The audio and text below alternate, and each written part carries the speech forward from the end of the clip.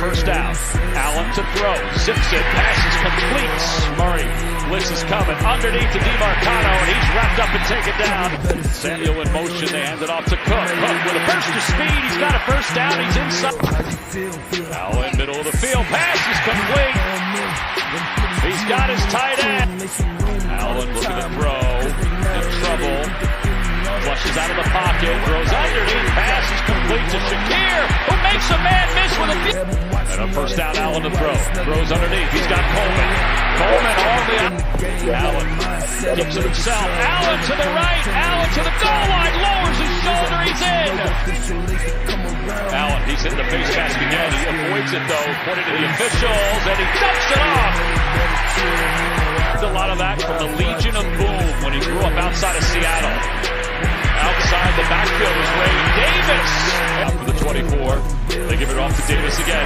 Davis makes a man miss inside the 50. Empty backfield. Allen toward the end zone. Caught.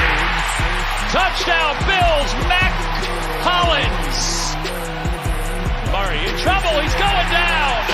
Sacked for the second time. Pumps once. He's hit. He lost the football. It's recovered by the Bills. Allen zips it to his left. Shakir dancing to the 5. Spins toward the goal line. Dives forward. Touchdown Bills. Off the play fake. Allen looking to throw. Allen hitches to his left. Throws to his left. He has Valdez-Scantling. At a third down, he goes to the middle, and he's got Shakir. And Shakir got some yardage back. He's on fourth down. Allen, he's going to keep it himself. And Allen's going to get the first down. Allen to throw. Allen looking for the far sideline. Coleman got position. In the pocket. Allen will run it himself. He pumps. Got some daylight. Hurdles to the end zone. Touchdown Buffalo. Field off the play fake. Allen, he's under pressure. Allen avoids it. Allen scampers. He's going to run it. Pumps a few times. It slides forward and then it's hit. Down at 8. Allen zips it. Pass is complete. Early a bit as well. They hand it off to Cook, and Cook right through the middle. And he's Murray to his left just throws it up for grabs, and it is incomplete. Intended for Dortch. No flag. What's going on, everybody? Welcome to another episode of Bill's World. I'm Justice General Radford, and of course, as always, I'm with the Legend in Two Games. You know, Pee Wee, Coach Muki Hawkins in the building. What's going on, Coach? Big game today. Yeah, big game today. I got a big game today too. I'm in Ohio with my 12U playing in the championship today, so I want to be at the stadium. I know this table was being jumped on, this table was being smashed. It's the great smell of a barbecue that I'm missing. Got to take care of business today. Hey, that's why we call him Championship Coach Muki Hawkins. Always in the championship somewhere. But big game today versus the Miami Dolphins, division opponent. Of course, the Bills come in at 6-2. The Dolphins 2 wins so far this year. That could largely be due to the lack of Tua Tagovailoa, their starting quarterback, who was knocked out of the game. And for a good chunk of the season, the last time the Bills saw the Dolphins in Miami last time. But this is a completely new team from the team we've seen the last month and a half, the one that was without Tua Tagovailoa, that couldn't get any offense, that had Tyreek Hill trying to, request a trade, that didn't know what the future of their starting quarterback looked like. He's back now. They had a game last week against the Cardinals. The offense looked fine. So what are you expecting today for the Bills to do, how to make it work this versus this Dolphins team again? Well, the Bills has always really had the Dolphins number since the Bills drafted Josh Allen. So just stick to the script, stick to the script. They played Miami in the beginning of the season when they were, fully loaded. Tua did go down that game, but the Bills seem like, they're kind of like hitting their stride right now. And, the Dolphins is just the Dolphins right now is kind of like in the middle of a perfect storm that's brewing with this Buffalo Bills team. And, hey, as long as the Bills just keep working on being consistent, it's going to be a tough day for this Dolphins team because, again, like you mentioned, this isn't a Christian Wilkins defense anymore, right? So the Bills are got some great balance going in a running pass game. And Josh Allen is having probably one of his best seasons. Just at quarterback, just how just his whole demeanor is, how his approach is on going about taking care of business and running the offense. So I don't know from a statistical standpoint, but just his approach, he's having a better season this year. Um, Offensively, as far as I'm concerned with the Dolphins, last week Tua did return. Um, the offense did look like it missed Tua because they finally got some offense going. Tyreek Hill was able to get a few chunk pass plays. You've seen everybody numbers go up with Tua back at the helm, running the offense because this offense is pretty much catered to his style, right? So we're going to see at least we're going to see a better offense from the Dolphins that we've seen in the past 5 weeks. But I think it's going to be the same result. I just think it's going to be the same result. Yeah, I mean, of course, better is relative, but undoubtedly he's been playing more efficiently. One interception, I think three total turnovers for the season, which is unheard of for Josh Allen. I mean, Josh has always been a good quarterback and certainly put up more gaudy numbers in terms of just the statistical output up to this point in the season. But I agree with you. The way he's going about it this season is different. This is like Captain Josh almost, right? This is the steady demeanor, the calm leader that you want to see. He's, we've seen a little bit of sugar high Josh. I think the Houston game was the only time I would really classify it as sugar high Josh, where he was kind of just all over the place. But those circumstances were unique. But high stuff to bed, man. That man has been in the league for 8 years. It's not a high. Hey, he was just it was just under pressure, man. I don't think it's sugar high anymore. He was just under pressure. Like, he's grown out of the sugar high stuff. He was definitely red and throwing some crazy stuff. I ain't gonna lie, but that was the only game where I could identify those same traits. But outside of that, he's been playing phenomenal. He's been playing calm, collected.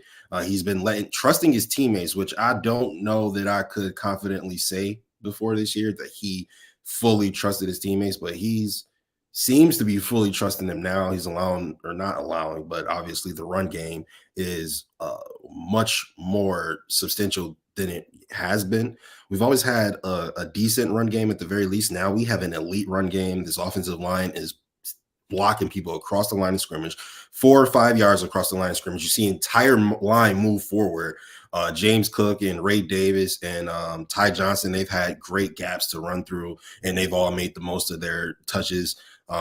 So just from a team effort standpoint, right, you bring in Amari Cooper, that slides down the depth charts, and I got Keon Coleman and Khalil Shakir versus respectively the number 2 and the number 3 corners, which gives them more opportunity to get open and make better plays. And we've seen that, right? Keon Coleman has had a phenomenal last 2 to 3 weeks. He's been playing great. I feel like the Seattle Seahawks game was where we found out he got dog in him, right? You could look at his highlights and talk to him, and you could tell, oh, he's a good player. He probably might got dog in him, but we seen it like in our faces for the first time last week, right? Go up, be Moss, maybe the best cornerback in the game, Tariq Woolen, right? He's blocking people out of bounds. He's pushing people over, pointing and laughing at them, right? It's just, I'm bigger, I'm stronger than you. To one of the best corners in the league, no doubt. I feel like Keon Coleman is finding his confidence here in the league so far. Oh, absolutely. He's really starting settle in, to being, a NFL wide receiver. Here it is mid-season, and that's what you want out of your rookies. You want them to start letting the game slow down a little bit to them, just recognizing their responsibilities and what needs to be done. And, Keon Coleman has been putting that on full display, these past 2 to 3 games, and, man, he gets going. You see, how the offense goes, really. It's a much more efficient offense. It really keeps defenses on their toes when Keon Coleman is basically involved in the offense. It opens things up for a lot of people as well. And again, he's a guy that can stretch the field, being 6'4", very physical guy. Again, he put that on full display versus Seattle. Again, I've been telling everyone about, this guy here. And everybody was wondering about his speed and all that stuff. That don't matter. That don't matter. You seen the physicality. You saw that on tape in college. Him making those blocks and laughing at DBs while they land on the ground. He's doing everything that he's pretty much did in college. It's just that now, people are starting to pay a little bit more attention to it because the team that he's on. So, yeah, I told you guys, Des Bryant 2.0. He's definitely, showing that and a lot more.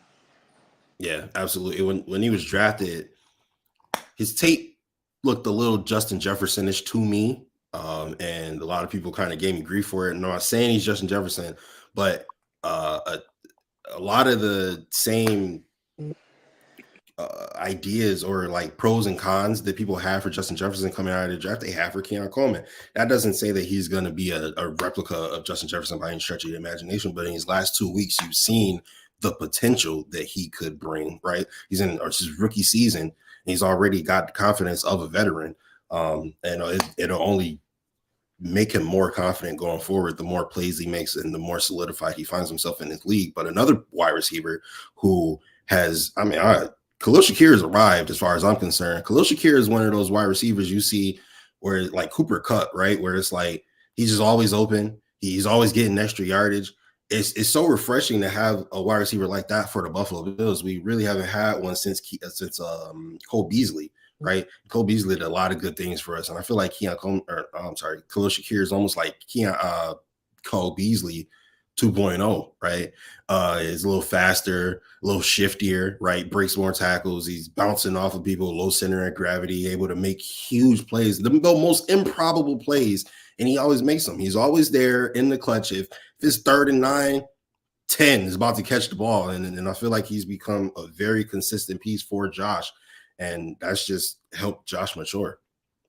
Well, his catch rate percentage is kind of crazy. I don't know. It's probably like one pass he's dropped from Josh Allen. So he's definitely Cole Beasley. I'll say 3.0, just the way that he's going to be in the complete safety valve for Josh. And again, it opens up. It keeps defenses on their toes because you gotta account for Khalil Shakir. You gotta account for Keon Coleman. We ain't even talked about Amari Cooper yet. We ain't even talked about Dalton Kincaid yet. And, those guys in the backfield with James Cook. James Cook already has 8 touchdowns, a career high, and it's already mid-season. You know what I mean? So, Ray Davis is definitely complimenting James Cook and Ty Johnson on in that backfield. So, again, when I say this Bills team, they have not even really completely gelled yet.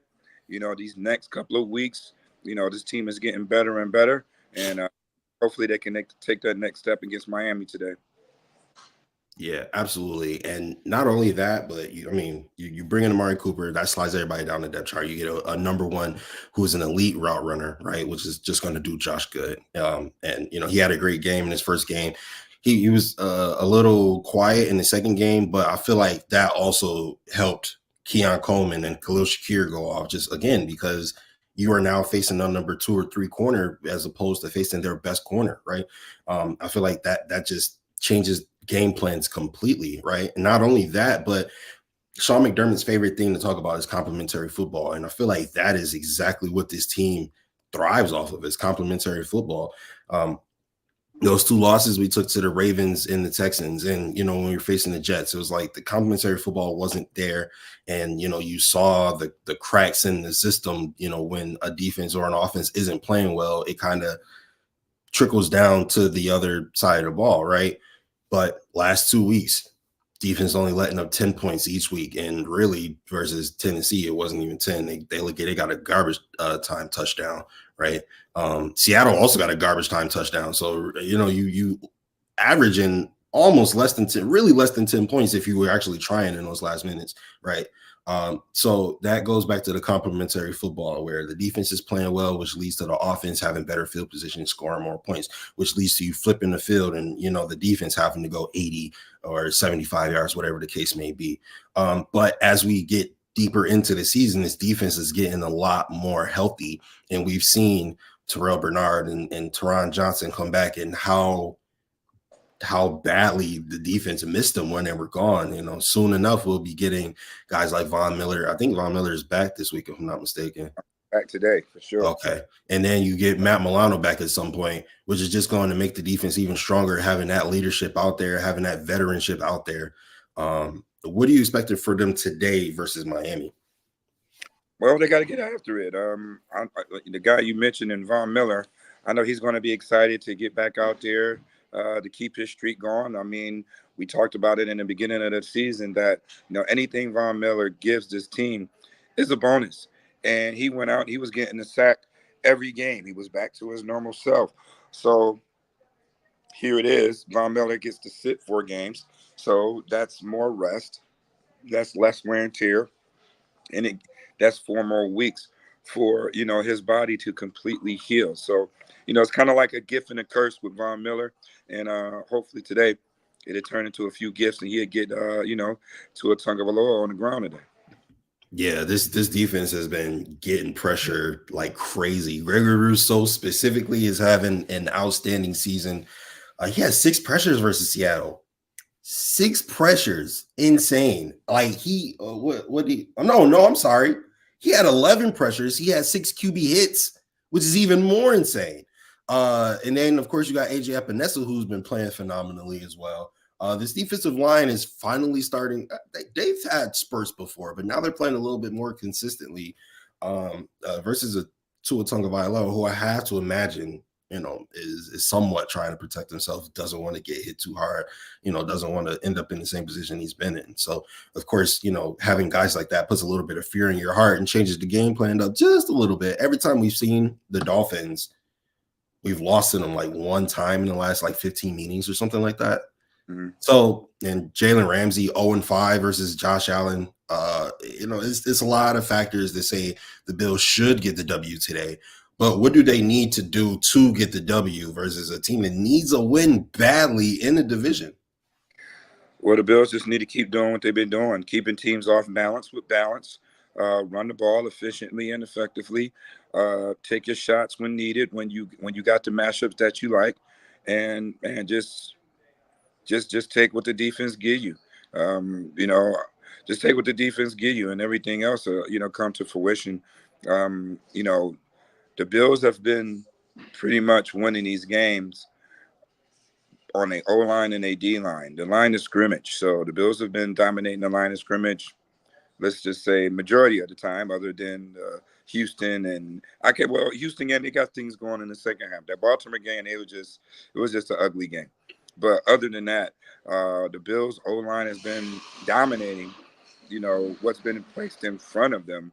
And, this Miami Dolphins D-line is no different, right? They already played them. So you already know it's bad blood there. They got to just get James Cook going as usual. It's personal for James because, James is from Miami, grew up a Dolphins fan. So, again, these are the games that he thrives on. He wants to get 100 yards today. So get Amari Cooper going, another Florida guy.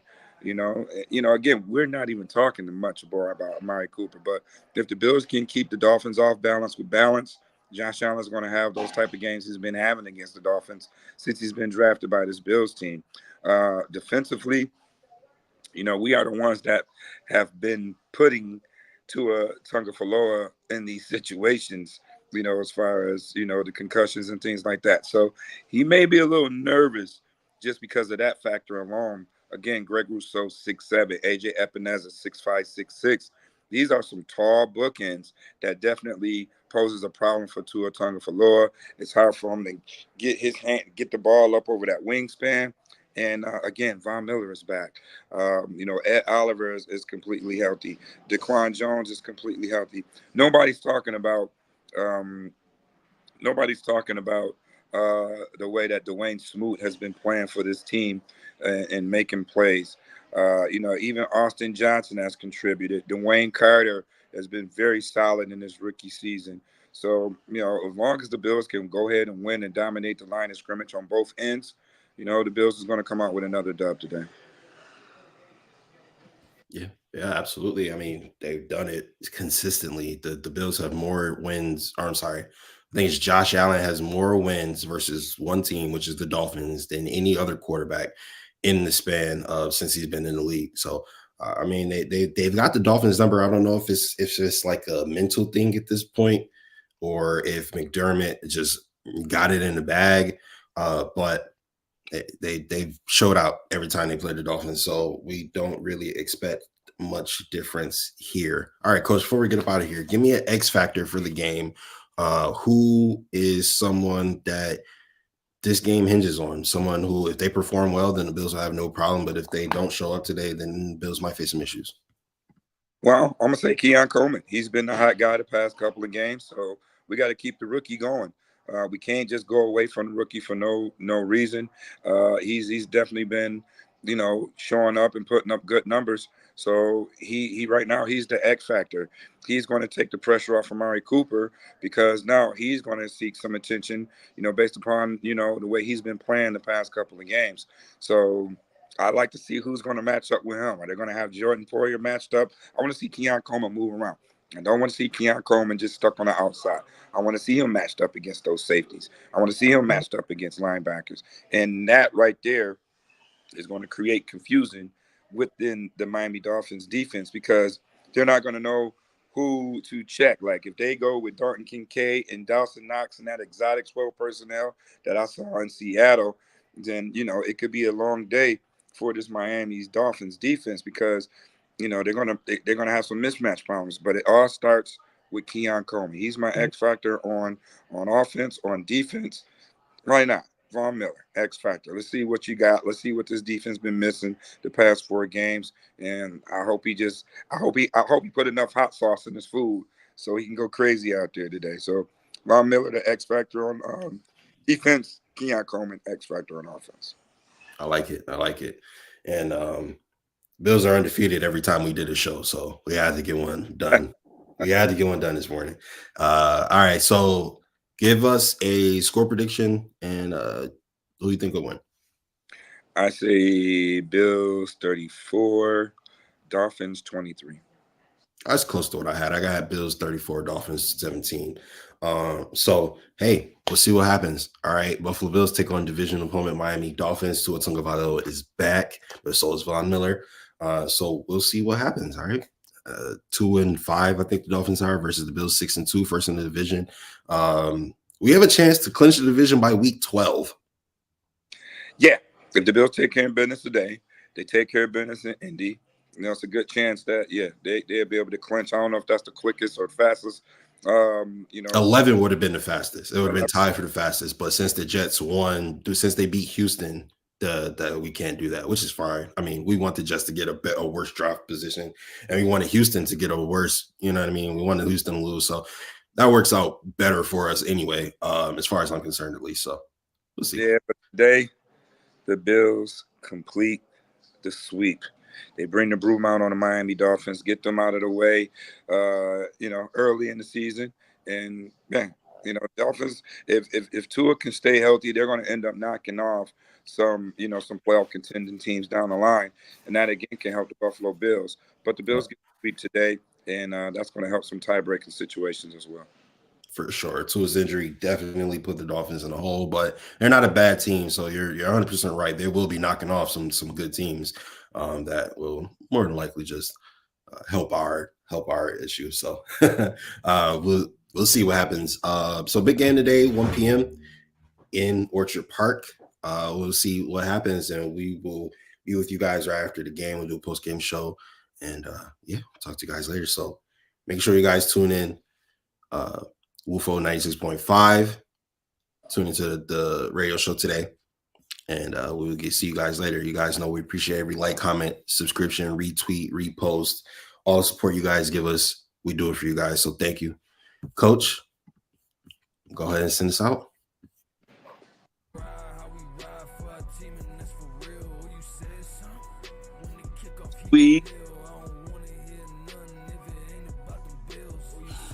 And we're going to have a return. There you go. That. Bodrington makes a few men miss. First out. Allen to throw. Zips it. Passes complete. Murray. Blitz is coming underneath to DeMarcano, and he's wrapped up and taken down.